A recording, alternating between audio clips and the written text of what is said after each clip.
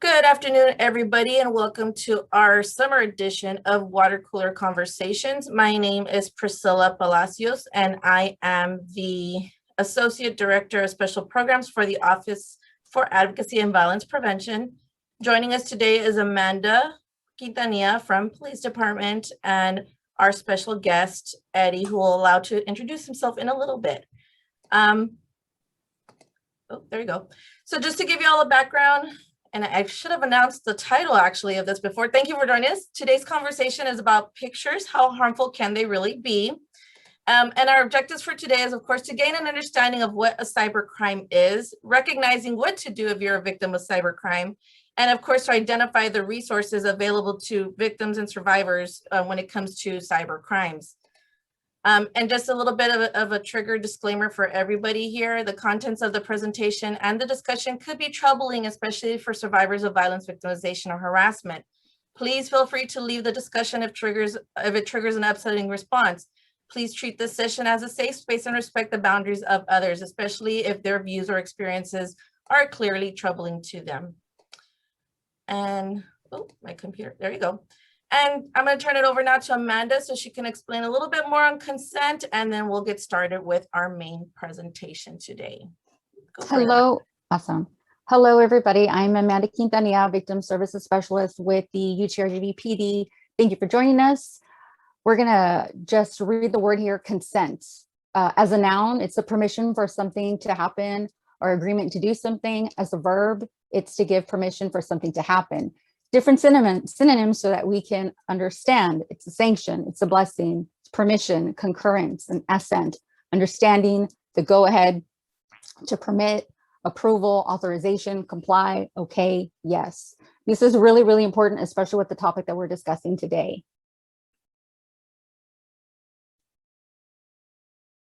The next slide here.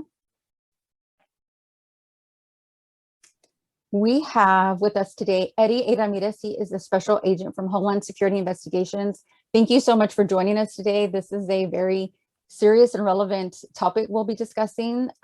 Eddie, would you just tell us a little bit about yourself and your agency? Good afternoon. Yes, thank you for having me.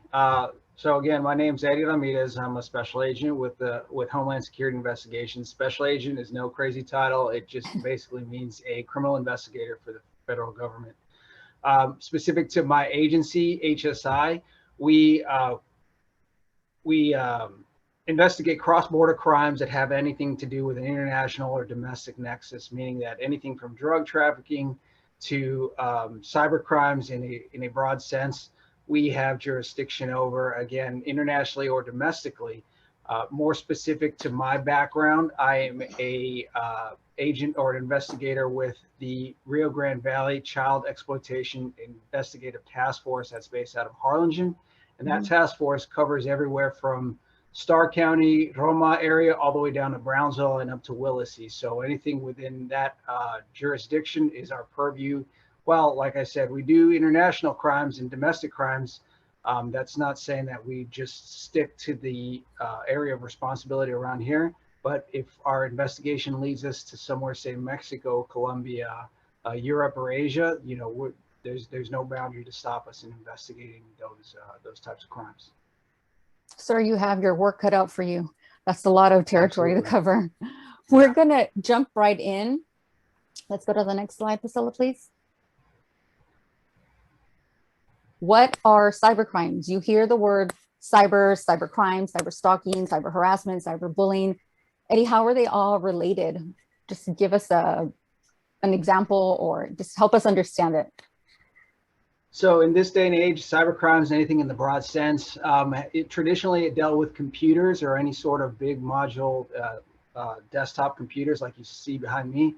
But nowadays, these phones, these nifty little things have turned into computers themselves. So with keeping that in mind, almost everybody that I've come across has a cell phone in their pocket, and more so a smartphone. So generally in your traditional sense where, you know, cyber crimes can only be committed at the house or sitting in front of a desktop or a laptop. Now we're carrying these devices.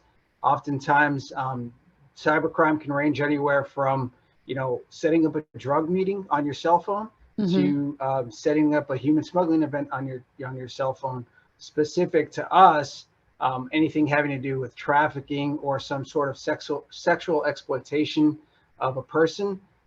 Usually that's often facilitated through a computer, most commonly a cell phone. So cybercrimes can be anything having to deal with a digital device that can further a crime in any sense. Okay, that's good to understand there. Now, we hear image exploitation, invasive video recording, all these fancy words that I don't understand what they are.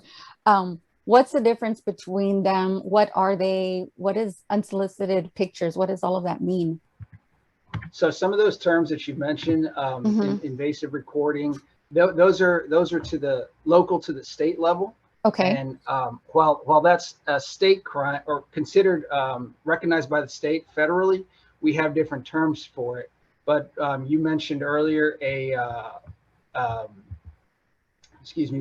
invasive video recording. And just to kind of read to you the text from the Texas Penal Code, that statute, that offense, a person commits an offense if without the other person's consent and with intent to invade the privacy of the other person, the person photographs or videotapes or other electronic means records, broadcasts, or transmits a visual image of an intimate area of another person if the other person has a reasonable expectation that the intimate area is not subject to public view.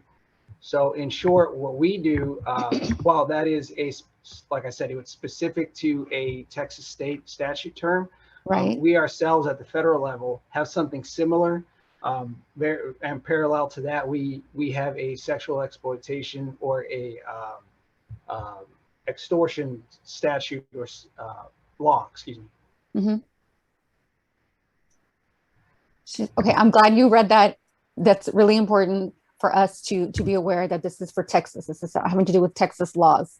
Now, a lot of people will throw the word around revenge porn. I know that you call it something else, but this is how most people will say it. What exactly is it? What does it entail? And is this a crime? So first and foremost, it's absolutely a crime. Revenge porn is a more loose term where what we at HSI or really on the federal level recognize that term to mean is really the extortion or more specifically sexual extortion, sextortion. So with that term, keeping that term in mind, that has to do when a suspect or a person receives images or videos or any type of it can be a photo, it can be a video that has to do with the private, intimate areas of one's body.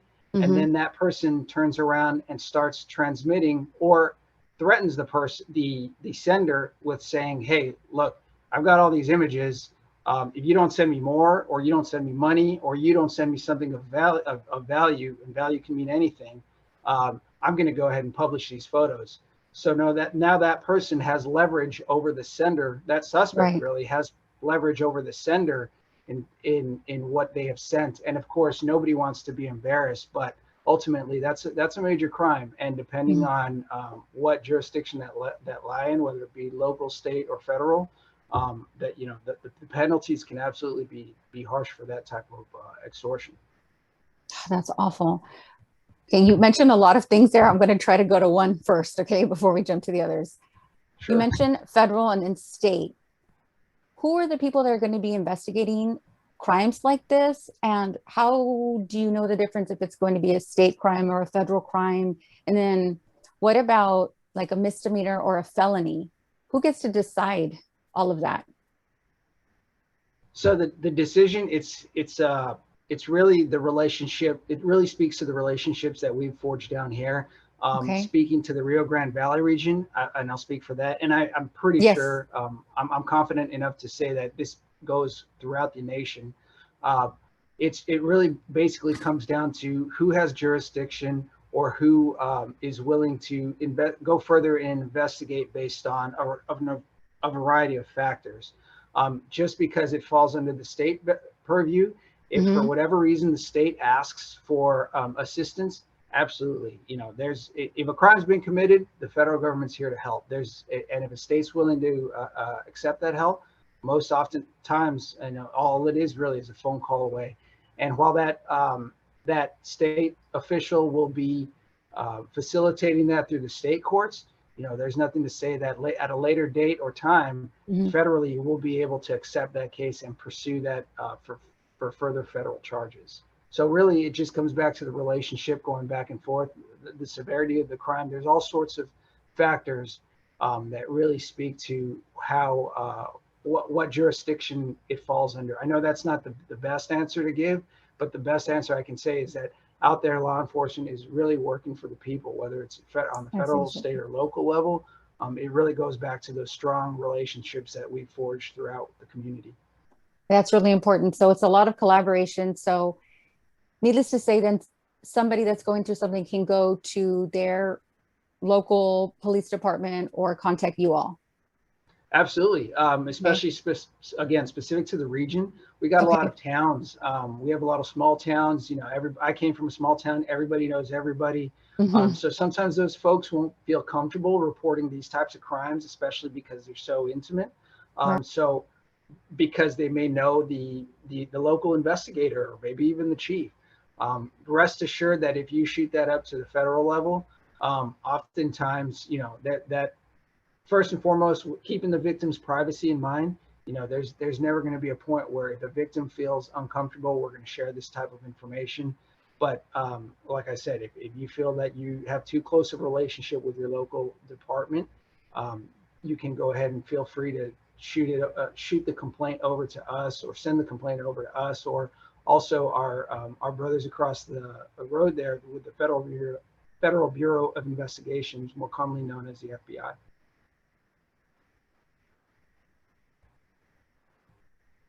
As an agent, are you only seeing certain ages or certain genders that are sharing these photos and then posting them? Is there a certain demographic? Unfortunately, the answer is no. We've seen everything from babies to the elderly be victims of these types of crimes. However, I will say that most of the younger population, being teenagers up to about early 30s, they're the most prolific users of these technology. They're the most tech savvy population. And with that being the more prolific population, that's where we often see these types of crimes occurring across that certain age range. So it's really no holds bar, everybody's game, unfortunately. Exactly. And it goes back to saying that anybody can be a victim. Exactly. You're right. Yeah. I want to ask a scenario here, a scenario question. So let's say someone's in a relationship and at one point they do share intimate photos with somebody, then they break up, and then one of the partner decides to share the intimate photos later, whether it's their phone, through social media. What happens to the person since they did not get the consent? Well, going back to your opening slide with consent, consent's a big thing. And the penalties for that type of crime, really, it turns into a crime if somebody has not consented to that type of sending, I guess you could say. Right. Yeah. It can, depending on the circumstances, it can go anywhere from a harassment charge all the way up to a federal charge of extortion. And what I mean by that is it can go anywhere from a misdemeanor to a felony. So again, depending on the circumstances, depending on the age range, a variety of factors, you can find yourself doing some pretty hard time just for something that you felt was it could be maybe a joke, or it could be a personal vendetta upon the suspect. Right. It just goes back to depending on what the crime, the severity of the crime, and the intent of the crime as well. Okay, gotcha. So let's say though that what happens if the person sends photos to friends and then that friend decides to send them out? And again, there's no consent. They just continue to share them with others. Can that person also be charged with the crime? Absolutely. Depending on the circumstances. Okay. There's at the federal level, not so much with the state that I'm familiar with, but at the federal level, we have a conspiratorial statute, or a conspiratorial purview. And what that basically means is that if there's a conspiracy to commit a crime between two or more people, then that person can be brought in under that sort of crime. So oftentimes people will say that, hey, I received that. Well, that's fine. At the point of you receiving it, you can't control that. However, Right. it comes when it turns into that you went out and sent what you received. That's when you can turn into a suspect really quickly. So we need to be very, very careful. Right. Absolutely. Now, I know the other day, Priscilla, you and I were having a discussion and we were talking about the photos and airdropping on iPhones. Can you explain, just in case anybody doesn't have an iPhone, a little bit about airdropping and if you, I guess, accidentally receive a photo? Yeah, no, that happens. Go ahead. I'm sorry. That happens quite often, especially in the younger school system. So if let's say an adult or anybody really sends a minor a nude or a lewd photo or some sort of sexually graphic photo to specifically a minor, that's a whole separate charge. Whether it's a joke or you had a different intent, that can be possibly viewed at the federal level as enticement. Now, with that in mind, you're looking, let's say a 17-year-old received that photo. That 17-year-old could potentially be considered a victim at the point of receiving the photo. Now, at the point of that 17-year-old turning around and sending that photo, well, that person, that 17-year-old, quickly went from victim to suspect just by sending that photo. So, oftentimes where you receive any type of lewd content by an unknown sender or through airdrop, text message, social media, what have you, it's always best to err on the side of caution because you never know who's behind that photo, or you never know who's behind sending that photo. By me saying you don't know who's behind that photo, you never know if that person's true age range. Oftentimes, if the person is a 15 or 16-year-old overly developed male or female, unbeknownst to you, you just share child pornography. So these are a lot of things to keep in mind. And at the end of the day, it's just best not to be sharing that kind of stuff. Most definitely. We need to be safe. You said it right there. You said child pornography. Just in case people might not know what it is. Can you tell us a little bit about child pornography and the ages and consequences for that? Sure. So just going off of some of my notes here. Yes. First and foremost, I'm going to say it. Child pornography is a form of sexual exploitation. Oftentimes, these images of child pornography are also known as, or are usually child sexual abuse images. And the federal definition of child pornography is any visual depiction of sexually explicit conduct involving a minor. And I know there's been some back and forth between, well, what's a minor? 17 is 17 a minor? Just excuse me, my screen went black. Is 17 a minor? Is 18 a minor? What's the definition of a minor? So I'll always err on the side of caution at the federal level. Texas has the definition of a minor saying that any person from the age range of 1 to 16 is considered a minor. 17 would be considered an adult. That's not the same for the federal level. So at the federal level, anybody from the age of 1 to 17 is considered a minor. So while you may think a 17-year-old person is an adult at the federal level, that brings a whole different set of consequences if that 17-year-old is a victim involved in some sort of crime. So we recognize babies all the way up to 17-year-olds as minors. And we need to protect them, most definitely. Absolutely. For sure. Now, these crimes, whether they're the cyber crimes or the child pornography, can any of these crimes lead to the person, after the arrest, being labeled or having to register as a sex offender? And just, can you give us a little bit of background on what that entails? Yes. So most often, the biggest consequence that these criminals fear really is being labeled as a sex offender. I've heard several conversations between criminals and other parties where they're saying, I don't want to be labeled as a sex offender. I'll do 20, 40, 50 years. I just don't want to be labeled as a sex offender.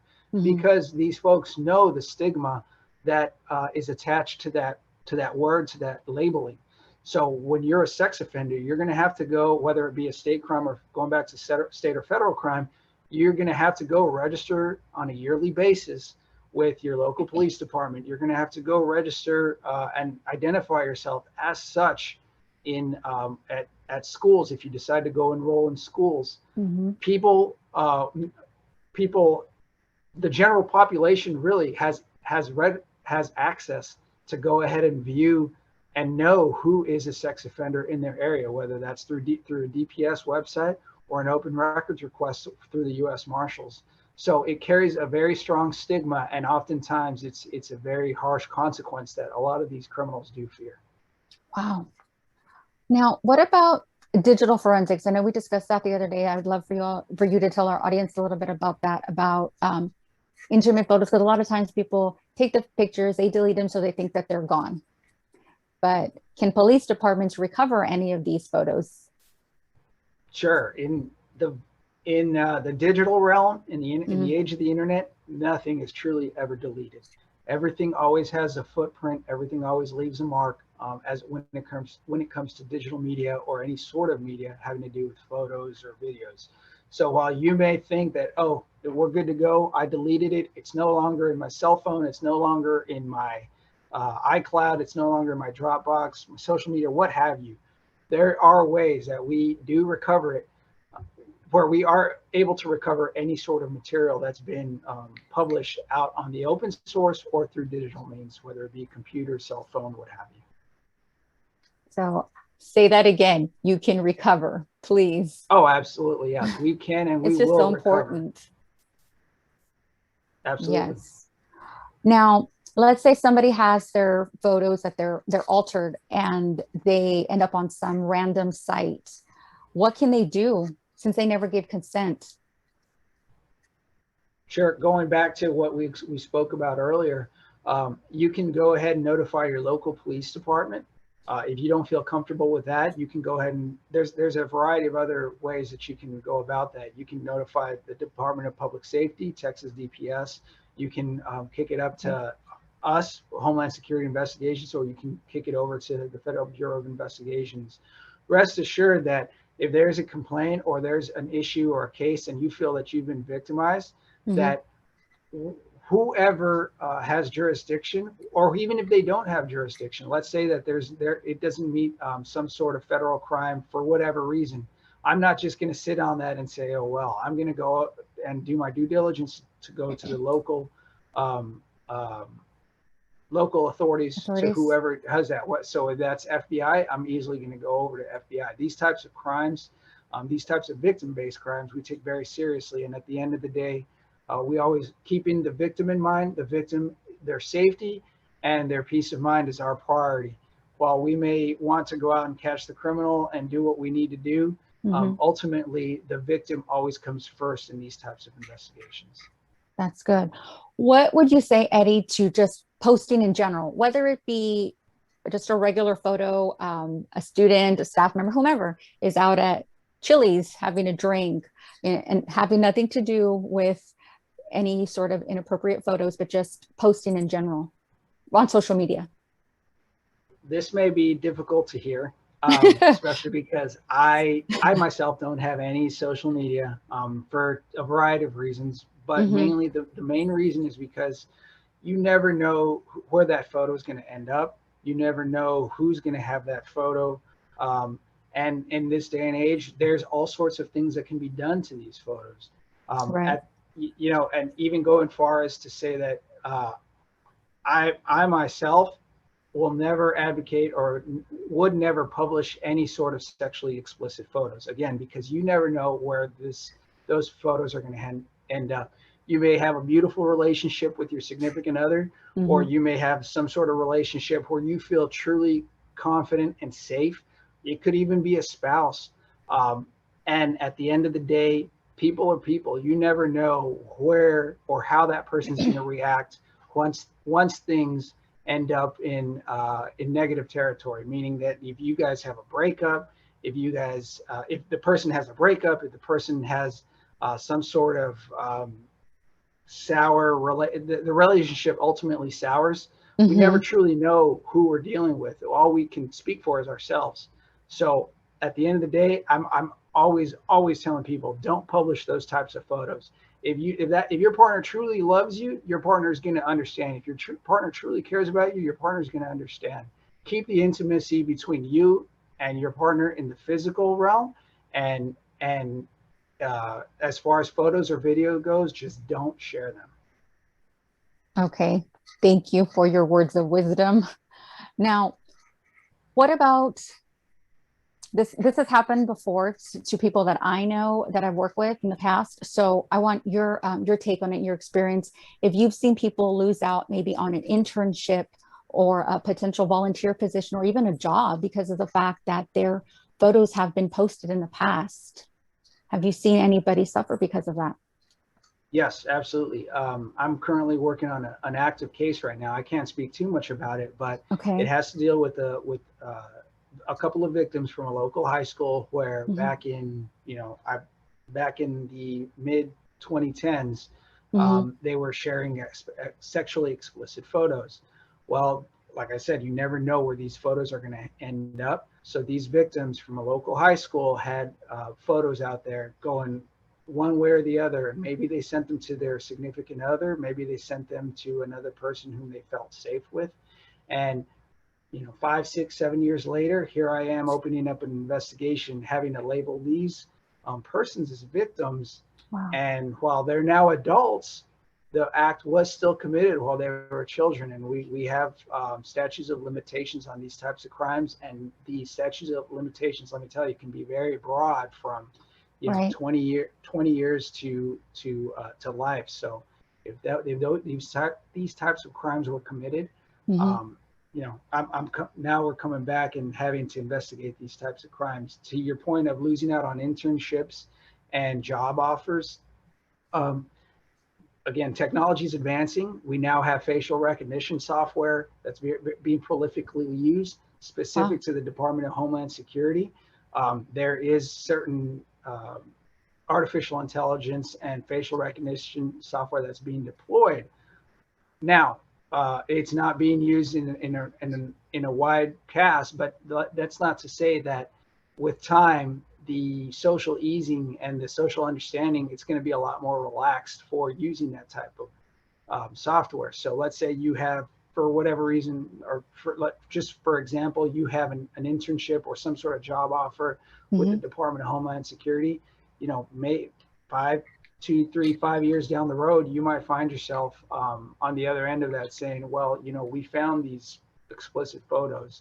And that doesn't necessarily bar you from employment, but at the same time, it's not a very good look, and it could be damaging to your ego, and it can be damaging to your self-esteem, and just cause all sorts of embarrassment for you as a person or yourself. Yeah, it can cause a lot of issues along the way. I'm gonna have one last little talking point for you, Eddie. Now, Sure. In our line of work, Priscilla and I have seen a lot of violence against persons in general. And you, of course, at a completely different level. What advice would you give to somebody going through sextortion or any sort of manipulation, domestic violence, just anything in general? What advice would you give? First and foremost, I'll go back to what I said. Do not share those sexually explicit photos or those intimate photos, however you want to cast them. Just, if your partner cares about you that much, your partner will understand. And if you do have some sort of sexually active relationship, keep that in the privacy of the bedroom, your house, your home, your true safe spaces, where you can physically interact. But as far as sending those photos or those videos, like I said, you never know where those photos are going to end up or who's going to have their photo. Going back to it a little bit even more, just to kind of hit the point home, oftentimes people lose their cell phones. And if your cell phone doesn't have a password protection on it, again, you never know where these images are going to end up. And just somebody out there with ill will can easily publish a lost phone's photos. But at the end of the day, it's to the point where I've started, begging people, don't send those sexually explicit photos. Yeah. If you do find yourself as a victim in this sort of crime, rest assured, especially I know for the Department of Homeland Security, specific to our agency, HSI, we are a victim-based organization that takes a victim-based approach in our investigations. So we are always looking for the best interest and the safety of that victim, aside from the criminal investigation that we have going on. So feel free that anything that you send over to us or anything that you report over to us is always going to be kept with a full, we want you to have full confidence that it's going to stay with us and no one else. Thank you so much, Eddie. That's good advice. We are going to wrap it up here. We are super duper duper grateful that you joined us today and shared a lot of information with us. Everybody, remember, we have our university resources, the Office for Advocacy and Violence Prevention, our UTRGV Police Department, our Counseling Center, our UTRGV Health Center, and our Title IX office, and always our Vaquero Crisis Line. And then we have our community resources that are up on the screen as well. So we have our domestic violence shelters, our CPS phone numbers, coalition phone numbers as well, different hotlines. And then an additional one that Eddie was able to share with us is our 2 different phone numbers for the FBI and the Homeland Security. There you are. They're on there. Okay, good, because I can't see them anymore. And then, so you have our tip lines and then 2 additional resources for websites. Thank you so much, Eddie, for joining us today. And really quick, ahead. Amanda, sorry to interrupt you, but really quick, I know when we talked to Eddie a couple of days ago, he mentioned these 2 websites, NetSmart Kids and KidSmart. Eddie, if you want to just give a really quick little update on those 2 and the videos that you were telling us about for those that have young kids that are learning or experiencing what is the digital technology nowadays. Yeah, absolutely. I can't see what's exactly on your screen right now, but those videos that you mentioned, they are produced by NCMEC, more broadly known as the National Center for Missing and Exploited Children. These are great videos, great resources that I would put in front of any 5, 6, 7, 8, 9, 10, all the way up to 15, 16-year-olds. I know sometimes folks put out content that could be, a little childish, but no, this type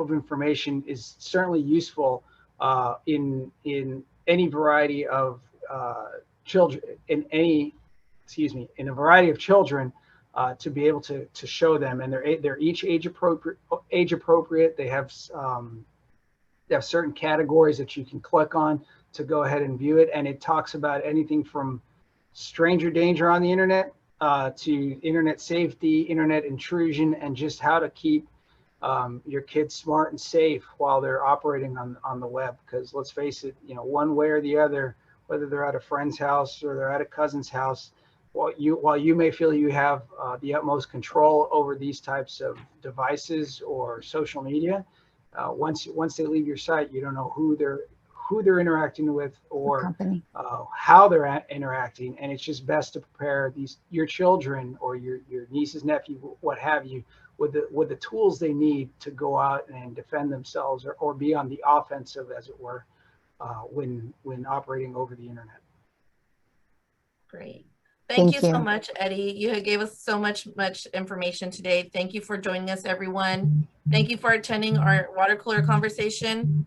Our next event will be in a month. And I believe, Amanda, do you know the topic that we're covering? We will be talking about mental health for Minority Awareness Month. Yes. Sorry. So thank you everyone for joining us. We will be sending this out along with the link for a quick survey. If you all have any questions, any comments, concerns, please feel free to reach out to myself or Amanda, and we'll be happy to assist you in any which way that we can. So thank you, everyone. Bye-bye.